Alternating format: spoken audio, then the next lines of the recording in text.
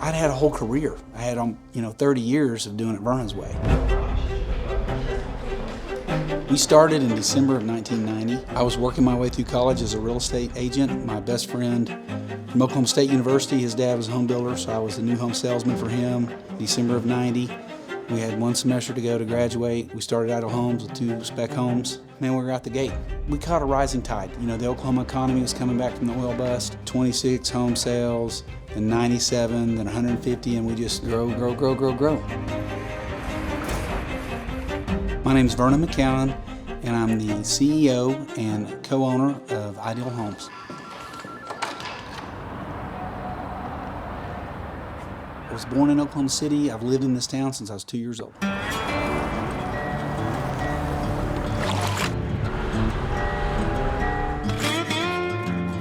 wrestled. I wasn't very good. And I was a mess. Ornery teenage boy that drank beer, chased girls. I was baptized in the Baptist church in about the 6th grade. And I got baptized because everybody was.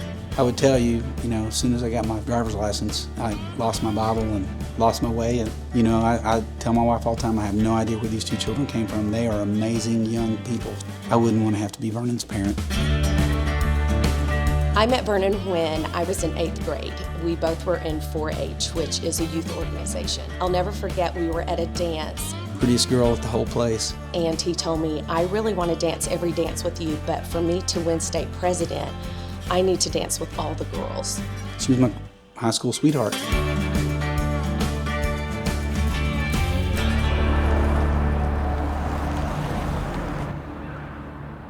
My business partner and I kind of were at a crossroads where we were seeing different things. We were both about 50 years old. He was kind of talking about maybe moving into more of a retirement mode or a smaller business mode, and I kind of wanted to see if we couldn't kick our heels up, and so we just agreed to go different directions.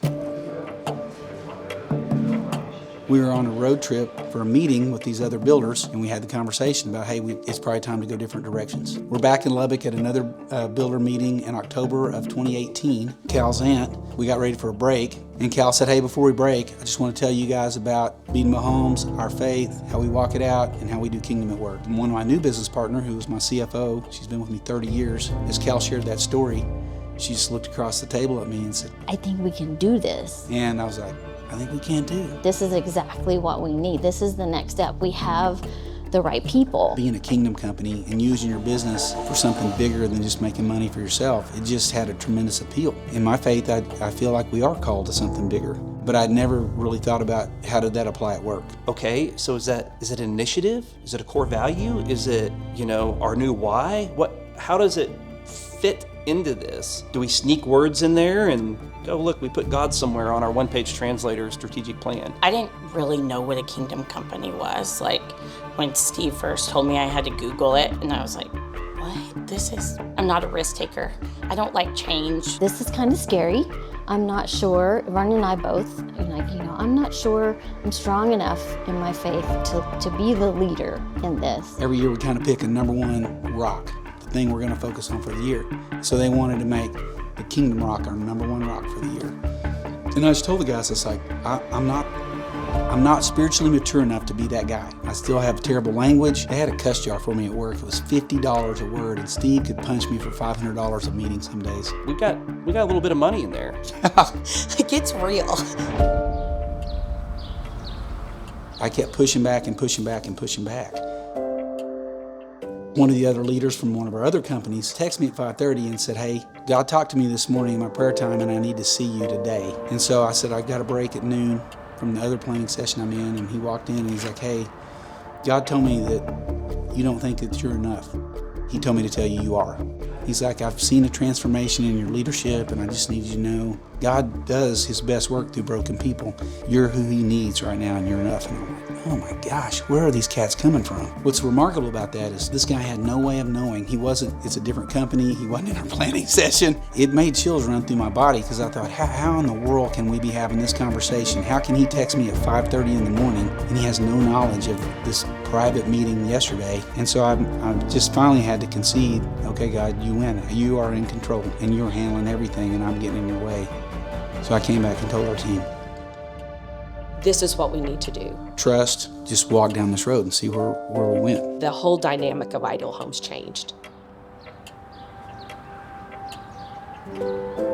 You know, I came home and like our first journey was, hey, we're just gonna work on loving people and showing God's love to people. So what does that look like? So I'd never told anybody I worked with that I love them.